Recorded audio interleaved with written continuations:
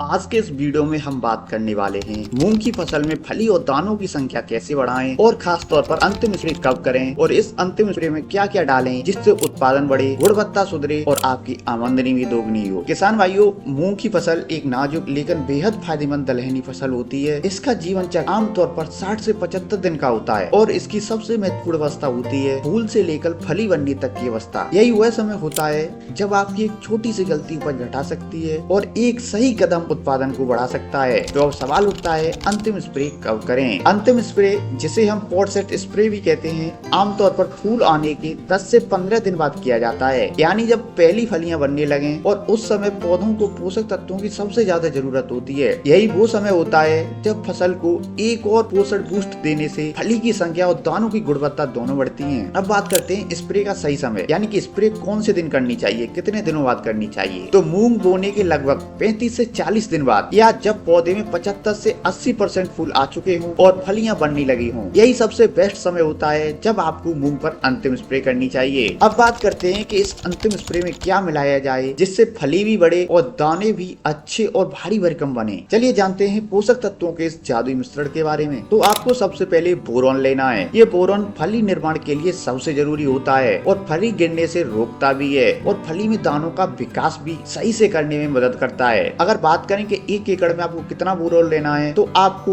200 से 250 ग्राम बोरॉन 1 एकड़ के लिए लेना है। इसके अलावा आपको दूसरा लेना है पोटास। ये दानों को बढ़ता है, दानों में मजबूती और मिठास लाता है और उत्पादन बढ़ाता है। अब बात करते हैं 1 एकड़ में कितना पोटास डालें। तो 1 एकड़ में आपको 900 से 1 किलोग्राम पोटास डालना है। तीसरा होता है जिंक, यानी आप जिंक EDT का इस्तेमाल कर सकते हैं। इसमें हरितमा और ऊर्जा के लिए सबसे बेस्ट होता है। पौधों की रोग प्रतिरोधक क्षमता बढ़ाता है और नई फलियों को बनाने में सहायक होता है। अगर बात करें 1 एकड़ में कितना जिंक मिलाना चाहिए, तो 1 एकड़ में आप 400 ग्राम जिंक का इस्तेमाल कर सकते हैं। चौथा होता है उन्नत बायोस्टिमुलेंट्स, जिसे हम सीवीड एक्सट्रैक्ट भी कहते हैं। ये हार्मोन को सक्रिय करता है जिससे नई फलियां बनती हैं और दानों का आकार भी बढ़ता है। अगर इसकी खुराक की बात करें तो ये आधा लीटर आपको 1 एकड़ के लिए इस्तेमाल करना है। अब पांचवा होता है सबसे फायदेमंद, वो है सल्फर। Sulphur 20% SC। आपको लिक्विड सल्फर लेना है। ये प्रोटीन निर्माण में सहायक होता है, दानों में प्रोटीन बढ़ाता है और फसल की गुणवत्ता भी सुधारता है। अगर बात करें 1 एकड़ में हमको कितना सल्फर लेना है, तो 1 एकड़ में आप 600 ग्राम यानी 500 से 600 ग्राम लिक्विड वाला सल्फर ले सकते हैं। आपको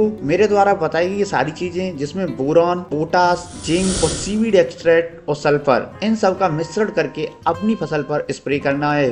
उसके बाद आपको रिजल्ट सबसे बेहतरीन देखने को मिलेंगे। पानी की मात्रा 1 एकड़ में कितनी लें, तो 1 एकड़ के लिए आपको 200 लीटर पानी लेना ही चाहिए और मेरे द्वारा बताई गई ये ऊपर वाली सारी डोज आपको 200 लीटर पानी में ही मिश्रित करके अपने खेतों में स्प्रे करनी है। तो किसान भाइयों, मूंग की फसल में फली और दानों की संख्या बढ़ाना कोई कठिन काम नहीं है। बस जरूरत है सही समय पर सही पोषक तत्व देने की। फूल आने के 10 से 12 दिन बाद जो अंतिम स्प्रे किया जाता है, वह आपकी फसल की किस्मत बदल सकता है। सही ज्ञान, सही समय और थोड़ी सी सावधानी, यही है सफलता का मंत्र। आप इस तरह से एक बार स्प्रे कीजिए, उसके बाद आपको रिजल्ट सबसे शानदार देखने को मिलेंगे।